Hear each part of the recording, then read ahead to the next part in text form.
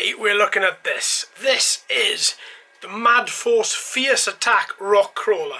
Now, I know what you're thinking, hang on, I can see a little bit of mud and grass on the wheels. Yep, I couldn't help myself, I've been out and tested it. The way that I do, if you're new to the car videos, the way that I do the unboxing and the car videos are slightly backwards. I get one day to film everything, so I film all the quadcopters and film all the cars on the Saturday, and then edit like crazy Saturday and Sunday. So when this goes out on the Thursday, it's already been tested on the Saturday previous, and now the car test videos go out on the Friday. So it's a little bit backwards, but unfortunately it's the only way at present that I can do this, but hopefully that'll be changing in the near future. So what have we got? What are we looking at? So inside the box, what you will have is you'll have the car, and you also have the transmitter as well, but we'll come back to the transmitter in a little while. Let's just focus on this bad boy. Look at this. Absolutely crazy. So as I'm sure you can see, on the back here, just here, and on the front here, just here, you have two independent motors.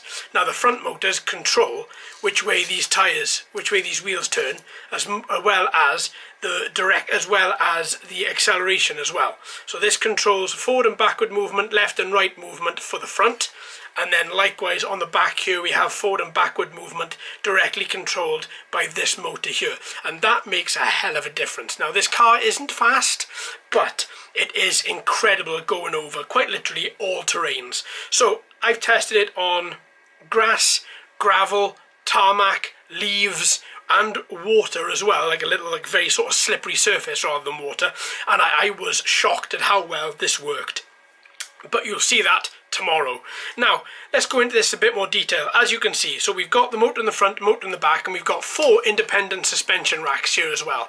As well as those independent suspension racks, we also have rods as well which hold the motor on to the back of the car.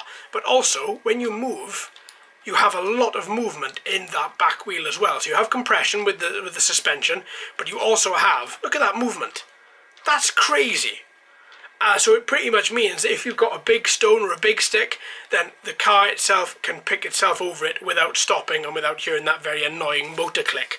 Likewise, it does it on the front. So we've got the 2 suspension rods left and right, which gives you the compression, but as well as then giving you full movement. Look at that. Now the top is alloy, and it's really robust. I've crashed this quite a few times, and it is insanely robust. Nothing has happened underneath here. Obviously you can see there are little bits of grass and mud underneath it, but there's no damage. That's the main thing. Now as we are looking on the underside of the vehicle, as you can see, you've got this little white lever here. Now this lever is very important. This is almost like your trim. So as you can see, for the second it is dead center. That means that when the car drives forward, it only drives forward. There isn't any veering off to the left or right. If you do find that there is veering to the left and right, just check this. If you find that you do want it to veer to the left or right, then you can also alter this all the way over to the left, all the way over to the right. It has quite a lot of movement in this, does this. But obviously if it isn't driving correctly, double check there. Now, this is the battery bay, this is the on and off switch. So inside the battery bay you have, to get access to the battery bay rather, you have a little screw right here. So that has to be undone. So give me a second, excuse the hands folks. Okay. So, oh, almost. I've got a pretty terrible screwdriver to do this with. Perhaps I should replace this. Right, so there we go. Screw off, and then you've got a little clip here. So you just pull the clip down and the battery bay is removed. Inside there we have quite a large battery. 4 AA's altogether, giving us a 700 milliamp hour, 4.8 volts.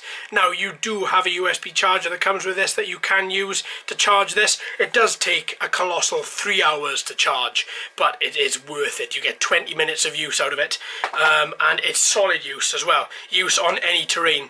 With this, I've taken it out the once so far, and I think I timed it as 22 minutes.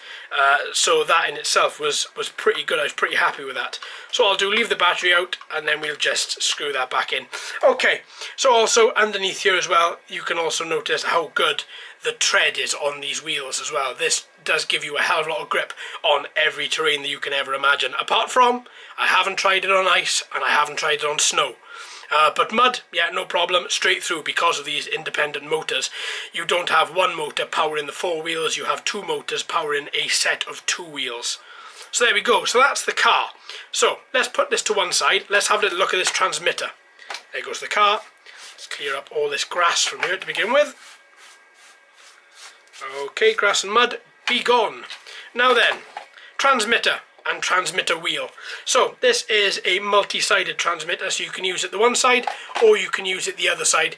This hole here can attach, you can attach this wheel into this hole here on either side. There is, so with me I always attach it on that side. There's a slight click when you attach the wheel, but then you do have movement in turning left and right. Only the front wheels turn this car. This isn't 4-wheel turn, only 2-wheel turn. And likewise to accelerate and then to bring the car back to you. So on the side here we've got an on and off button, so when the car is on you can turn this on and you'll notice that this little flashing LED here will just go solid. That means that it's automatically bound to the car.